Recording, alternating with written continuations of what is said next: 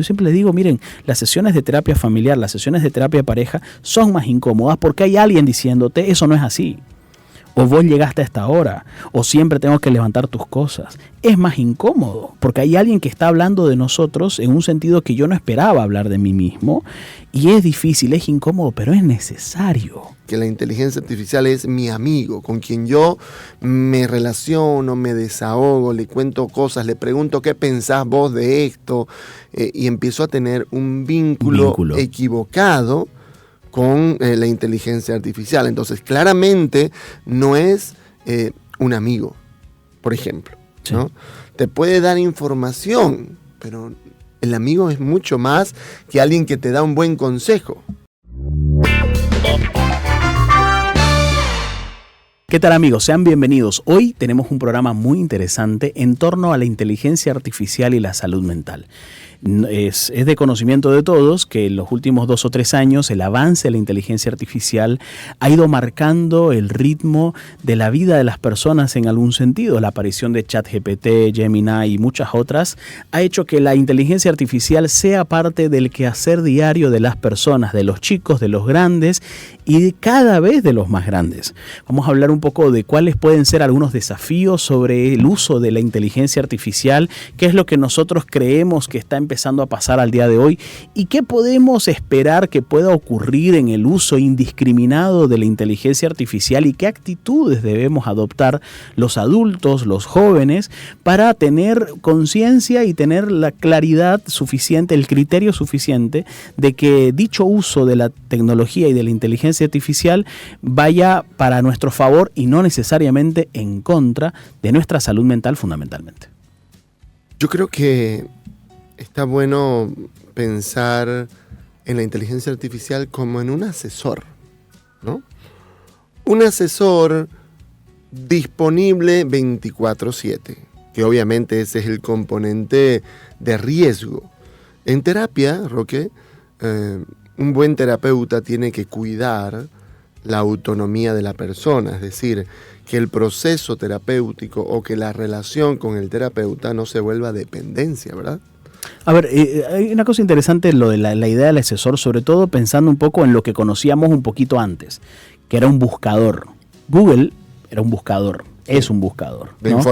De información. O sea que lo que yo busque, el buscador lo que hacía era buscar páginas que estén relacionadas al tema que yo acabo de proponer en el buscador, ¿no? Pero son cosas que ya estaban previamente establecidas, hechas, escritas, subidas, programadas, por así decirlo, en alguna otra web, ¿no? Con lo cual no hay una parte creativa, ¿no? Que me dé una respuesta precisa y concisa a lo que yo estoy buscando, sino que se llama búsquedas relacionadas, páginas relacionadas a tu búsqueda.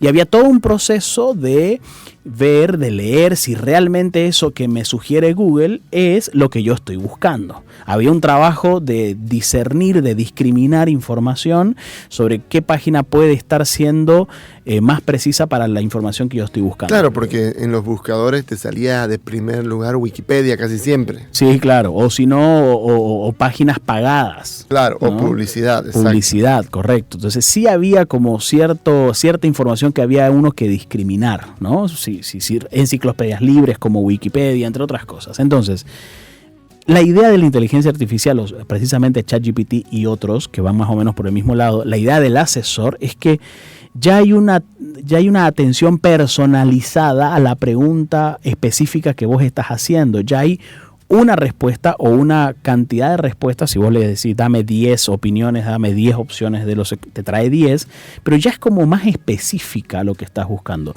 Con lo cual no tenés que hacer tanto ese trabajo que tenías que hacer en Google. Entonces el asesor es como que te hace un traje a tu medida, ¿no? Y es más confiable.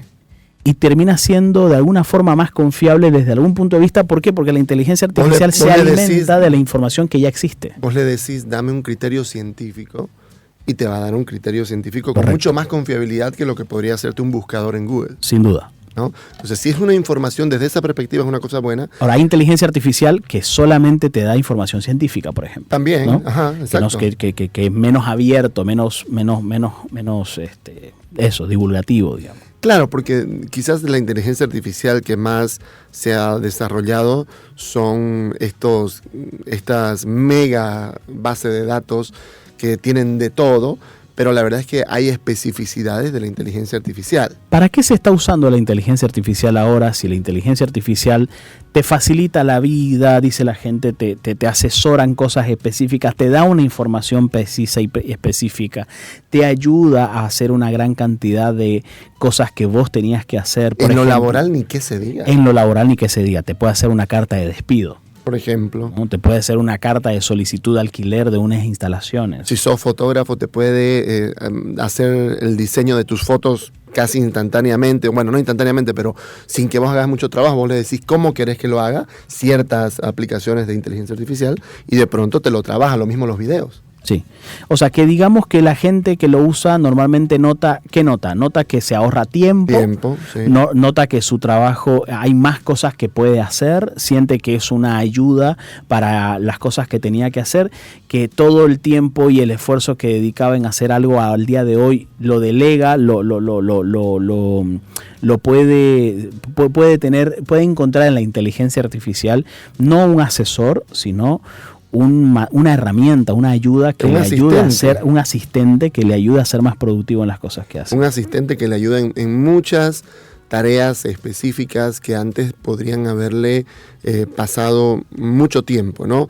Y el resultado, que creo que es la clave, Roque, el resultado es bueno, ese es el punto. Sí. Vos le pedís que te haga un afiche y el resultado suele ser relativamente bueno. No estamos en la época en la que se cuestionaba los avances científicos, todos los que habían, todos los que aparecían, demonizándolos, satanizándolos, creyendo que no son de Dios y demás cosas. No va por ese lado. Creo que sí hay una predisposición abierta a entender que la ciencia está hecha para el bien de la humanidad, ¿no? Si hay una tendencia benevolente de que la ciencia y los avances tecnológicos deben ayudar al bien común, al bien de todos, ¿no? El otro día vi un evangelizador católico preguntándole a ChatGPT cuál era la religión más humana o algo así, y le iba haciendo una serie de preguntas y la inteligencia artificial le responde que la católica. O sea que es un instrumento que se puede utilizar para hacer cosas muy buenas y de muchas maneras se la puede utilizar para bien, ¿no? Sí. Y sobre todo con recursos no muy elevados, ¿no? Es un asesor, es un asistente, es una respuesta rápida, está 24/7 a disposición. No tengo que pasar por la vergüenza de interactuar socialmente con alguien más para tener una respuesta. Generaciones anteriores tenían que, para saber algo, tenía que preguntarlo. Tenía que preguntarle a otra persona e incomodar a alguien más y querer y exponerse a que esa persona tenga tiempo o gentileza en atenderme. Al día de hoy pareciera que la gente no necesita pasar por ese tipo de situaciones sociales. Sí. ¿Qué va a ir Y entonces pensemos en, ahora? Si es todo eso, pensemos en la línea, sobre todo los jóvenes y algunas personas atraviesan y empiezan a relacionarse con la inteligencia artificial como lo que no es. Entonces, es todo esto: asesor, asistente, alguien que te ayuda en muchas cosas, te facilita, etc. Pero, por ejemplo, y muchos han entrado en ese detalle porque además la inteligencia artificial te responde como una voz humana. Sí, hay un vínculo. Ni siquiera ahora robotizada la voz. Sí. Es una voz perfectamente humana de una chica, por ejemplo, ¿no? Y entonces pasa la línea y hay gente que siente que es su amigo. Sí, sí. ¿No? Que la inteligencia artificial es mi amigo, con quien yo me relaciono, me desahogo, le cuento cosas, le pregunto qué pensás vos de esto, y empiezo a tener un vínculo equivocado con la inteligencia artificial. Entonces, claramente no es un amigo, por ejemplo, ¿no? Sí. Te puede dar información, pero el amigo es mucho más que alguien que te da un buen consejo, sí, ¿verdad? Entonces, claramente no es un amigo. No puede ser un terapeuta, ¿verdad? te puede dar excelentes consejos terapéuticos. Si vos le preguntás, no estoy pudiendo dormir, ¿qué puedo hacer? Te da una lista de cosas, te muestra teorías psicológicas que te pueden ayudar, qué sé yo, pero claramente hay algo que no va a poder ser y que es lo esencial. Nosotros conversábamos en algún momento cómo el punto clave de un buen proceso psicoterapéutico es la relación que se establece entre el terapeuta y el consultante, ¿verdad? Y esa relación que se establece no la podés establecer de igual manera con un chatbot, es decir, o con la inteligencia artificial como tal. Por lo tanto, si bien te puede dar consejos, ese espacio en el que alguien te escucha de tal manera o interviene de tal forma que te hace sentir capaz, que te hace sentir entendido, que te hace sentir conectado, pues bueno, no la va a encontrar en su magnitud total con la inteligencia artificial, aunque algunas cosas de esa la inteligencia artificial también utiliza, ¿no? Entonces, es una asesoría, es un buen asesor, puede llegar a serlo, puede ser un buen asistente porque me facilita muchas cosas en mi quehacer del día a día, pero no es mi amigo, no es mi pareja, no es mi papá, mi mamá. Cuando nosotros damos talleres con papás y mamás les decimos, las generaciones anteriores le preguntaban muchas cosas a los papás. Los niños le preguntaban muchas cosas. Para acceder al conocimiento, para acceder a una explicación, a hacer una pregunta, es posible que cada vez más o que cada vez menos se le pregunten cosas a los papás en esa línea, ¿no? De por qué el cielo es azul, de por qué las nubes son blancas, de por qué existe el día, la noche, por qué gira el sol, por qué se viene. Es decir, cosas que un niño podría hacer, y en la medida en que más avance probablemente esta tecnología, los papás ya no van a ser el único recurso disponible para los niños para hacer una pregunta que deseen responder sobre cómo funciona el mundo de las cosas. Yo, sobre todo, ¿sabes qué lo pienso? Pero no es lo mismo esa información, o sea, creer que el papá o el rol de papá o la mamá es solamente responder preguntas, es creer, es sentirnos como desplazados, ¿no? En nuestro rol de guía y de proveedores de información o de formadores de la vida de nuestros hijos. ChatGPT no forma, puede informar, puede tirar datos, pero no forma la personalidad de los chicos. Se forma en el vínculo, en el contacto, en el piel a piel, en la cercanía, en el establecimiento natural del contacto y del vínculo entre un padre y un hijo. La certeza de que alguien te ama es esencial para poder escucharlo de una manera diferente a cualquier otra persona que uno tiene dudas si te ama o no te ama. Correcto. Y cuando yo me relaciono con mis padres, estoy buscando una respuesta de alguien que sé o que debería saber que me ama. Me preocupa mucho el preadolescente. Me preocupa el preadolescente preguntando por sus cambios corporales a la inteligencia artificial.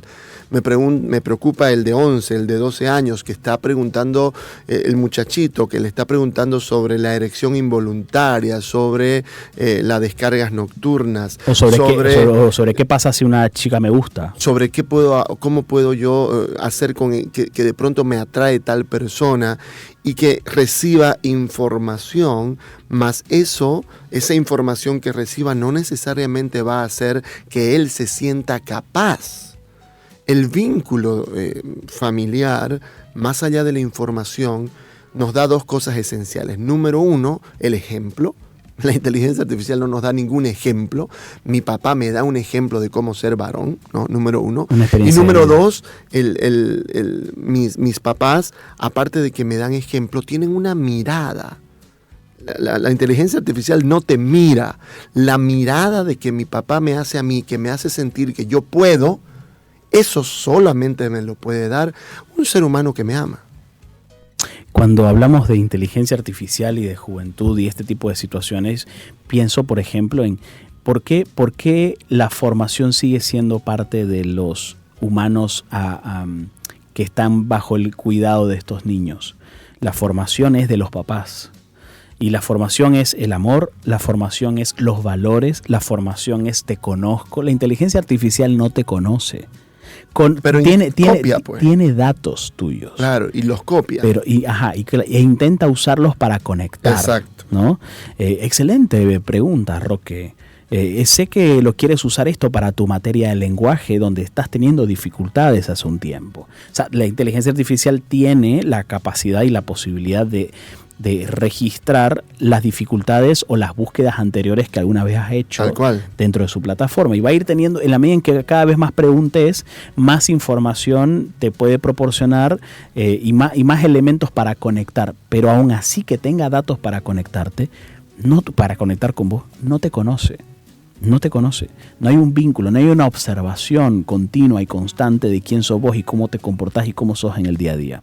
Con lo cual, la formación es, sin duda, parte de un proceso de enseñanza, de acompañamiento al forjar la personalidad y de enfrentar los desafíos que cada etapa de la vida supone, y eso solamente se lo puede delegar a los papás, a los cuidadores, a las personas que tienen los chicos, a los adultos a cargo de ellos.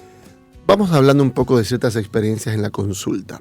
Hace un tiempo me topé con una persona, un paciente que me dice, estoy a punto de tomar una decisión importante en mi vida, ¿no? Y entonces le he presentado a la inteligencia artificial opciones con datos reales. Y la inteligencia artificial me ha dado una respuesta clara, con razones claras sobre cómo enfrentarme a esta situación, cómo enfrentarme a mi jefe, y si tengo que renunciar o no tengo que renunciar, y si me tengo que mudar o no me tengo que mudar, ese tipo de decisiones, ¿verdad? Y entonces, una vez yo recibo los datos objetivos que me da la inteligencia artificial, de pronto puedo y creo que lo que voy a tomar es esta decisión, ¿no? Esto fue ya, creo que el año pasado, o sea, cuando estaba entrando ya con fuerza, pero no hacía mucho que habían ingresado, de estas personas que son más tecnológicas, ¿no? Entonces, y me llamó la atención porque entonces me puse a pensar, mira, esta persona le está obedeciendo o haciendo caso, vamos a decir, más a la inteligencia artificial que lo que podría hablar con su esposa, con sus papás, con su terapeuta. Y hay algo diferente ahí, porque la inteligencia artificial es complaciente. O sea, no se va a poner a discutir con vos. Si vos le decís, no, eso no es correcto, ¿y qué hay de esto otro que no has mencionado nada? Te va a decir la inteligencia. Sí, tenés razón. Sí, estás en lo correcto. Es lo más importante, de hecho. Te va a complacer tu postura, no se va a poner a discutir con vos. Un papá sí, una esposa sí, un esposo sí, un hermano sí. Y parece que cada vez nos vamos siendo cada vez menos tolerantes a ese tipo de vínculos, a ese tipo de interacciones, donde hay dos posiciones contrariadas entre sí, donde toca hablar para entendernos y hacer ese esfuerzo de entendernos a pesar de que no estemos de acuerdo. Y me preocupa que a lo largo de la vida, y en la medida en que esto vaya pasando, la gente sea cada vez menos capaz de enfrentar ese tipo de conversaciones. No sé si te ha pasado en la consulta, pero al día de hoy veo a adolescentes y adultos, digamos, tempranos, 22, 23 años, con cada vez más dificultad para enfrentar una sesión de terapia familiar, por ejemplo, ¿no?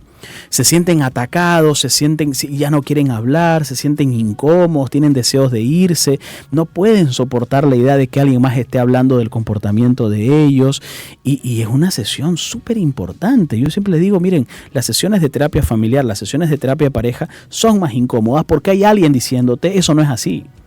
O vos llegaste a esta hora, o siempre tengo que levantar tus cosas. Es más incómodo, porque hay alguien que está hablando de nosotros en un sentido que yo no esperaba hablar de mí mismo, y es difícil, es incómodo, pero es necesario. Claro, por eso es que cuando viene una persona, porque la trajeron, ¿no?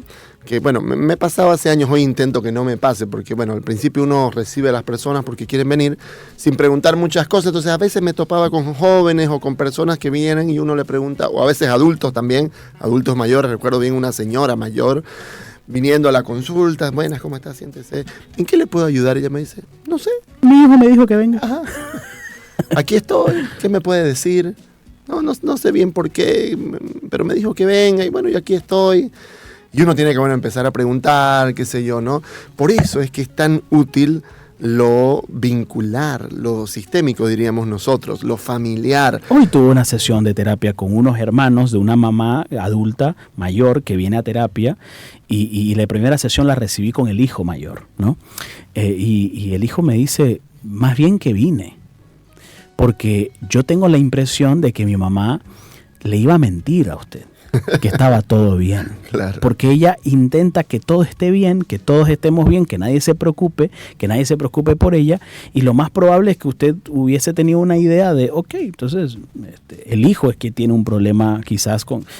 gracias al hijo hablamos de cuáles son las preocupaciones que el hijo tiene sobre el comportamiento de la mamá, razón por la cual piensa que es necesario hacer terapia. Entonces sí es importante involucrar a los miembros de la familia en muchas de las situaciones de terapia familiar, de terapia individual. Claro, entonces sí, la verdad que ese es un tema importante. Luego, Roque, ya han habido casos tristes de personas que se relacionan nocivamente con inteligencia artificial y que empiezan a aislarse, no quieren hablar con nadie, o trágicamente han habido, que no sé bien con qué plataforma, ¿no?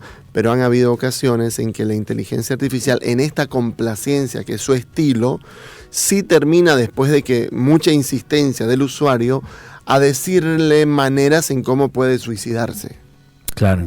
Han habido casos hay ya una así. ética, hay una ética importante que conviene revisarla, me parece. Hay una ética de eso, ¿no? O lo mismo, pensemos en que la inteligencia artificial, ¿cómo va a saber que el que está chateando es un niño de 8, de 9 años y él le puso que soy de 18, ¿no? Y entonces ese niño de 9 años le empieza a preguntar por cuestiones propiamente sexuales, o le empieza a preguntar, que es lo que yo decía, es un peligro, porque hay cosas que debiese escuchar el papá o la mamá y puede estar escuchando la inteligencia artificial, digamos, ¿no? Yo entiendo que hay cosas, que hay tecnologías que salen, que surgen, que ya están a disposición, pero creo que, y después de que ya están y llevan un tiempo haciéndose y reciben quejas, recién empiezan a decir, ok, creo que tenemos que parar un poco con esto. Sí. Yo ya leí un artículo, dos artículos leí. Un artículo que dice que ya hay ChatGPT con control parental, ¿no? Que ya empezó a haber, o no sé si ya hay, o que está empezando a haber, inteligencia artificial con control parental. 2, he visto que ya ChatGPT, y no sé qué otra, va a dejar de dar asesoría médica, legal y financiera a las personas. En esos 3 aspectos, porque considera de que puede terminar ocasionando una toma de decisiones inadecuadas que atente contra algún aspecto de la vida importante de la persona. Entonces, hay que decir algo, la curiosidad es una cosa buena, pero la curiosidad, sobre todo de un niño, de un preadolescente, es una cosa que hay que guiar, acompañar, ¿verdad? Porque no toda respuesta merece ser respondida de una manera absolutamente científica. Y puede, no necesariamente le miento, no es que tengo que mentir, pero tengo que proporcionar la verdad de acuerdo a la capacidad intelectual o la capacidad de entender que tenga la persona. Ese discernimiento no lo tiene la inteligencia artificial, que sí lo tendrá el papá, y por eso sí que conviene mirar pues el acceso que puede tener justo en esas edades, desde los 9 hasta los 12, 13 años. ¿Qué me preocupa y qué creo que es necesario que toda la persona, todo usuario que incorpora la inteligencia artificial a su día a día se encargue de cuidar y de no deteriorar? Viste que si hay un músculo que si no lo usas se atrofia, ¿no? Y el cerebro es un músculo, con lo cual creo que conviene, hay 3 aspectos que creo que se pueden deteriorar mucho en el uso de la inteligencia artificial. Primero, se puede deteriorar la capacidad para pensar críticamente. Pensamiento crítico. Puede que la persona a lo largo de la vida vaya perdiendo, el ser humano vaya perdiendo la capacidad para pensar por sí mismo y de cuestionar las cosas que pasan y las cosas que... 2, puede que se venga abajo la creatividad. La capacidad para crear cosas que no se tenían, que no se conocían, para inventar algo nuevo, para crear algo, para innovar algo, porque en la búsqueda de respuestas puedo rápidamente ir a la inteligencia artificial que sea la parte creativa de lo que yo estoy buscando ante algo. No sé qué tema usar, no sé de qué exponer, no sé qué cosa decir. Entonces, todo lo que significa crear cosas. puede que se venga abajo o se deteriore o se vea comprometida esa área. Y el tercer aspecto que creo que conviene pensar es que puede que se deterioren mucho nuestros vínculos. Porque, una vez más, en la medida en que yo ya tenga a quien preguntar, tenga a mi asesor, tenga a quien me lo haga, lo que fuera, me vaya aislando considerablemente del mundo, creyendo que no necesito a nadie más que alguien que me resuelva y que me pregunte y que me haga cosas que me genere un problema, que me resuelva una dificultad. Cada vez necesito menos de las personas, menos de los familiares, menos de los profesionales, menos de los amigos, y eso representa un aislamiento y una ansiedad social importante en los consumidores de tecnología como la inteligencia artificial, porque no van a sentirse capaces de exponerse a pedirle algo a alguien más, a iniciar una conversación real, natural, orgánica, donde no tengo yo tiempo para pensar y para escribir bien. La naturalidad de una conversación uno a uno en tiempo real, probablemente la gente vaya a ir perdiendo algunas habilidades sociales que creo que son importantes para desarrollarnos en el día a día. Los varones queremos resolver problemas, es un poco nuestra naturaleza. Nosotros queremos que las cosas sean resueltas, y cuando encontramos una aplicación de inteligencia artificial que nos ayude a resolver problemas, sí que podemos tener un peligro muy grave de creer que no necesitamos a nadie más. Solamente si tenemos algo que nos resuelva los problemas y a quién acudir cuando quiero resolver un problema, de pronto dejaré de hablar. Si ya de por sí los varones nos cuesta hablar de nosotros y de nuestros problemas, si además tengo quien me asesore en mis problemas, probablemente estemos ante la posibilidad de que en el futuro hayan cada vez más varones que todavía les cueste más hablar de lo que le cuesta a la generación presente.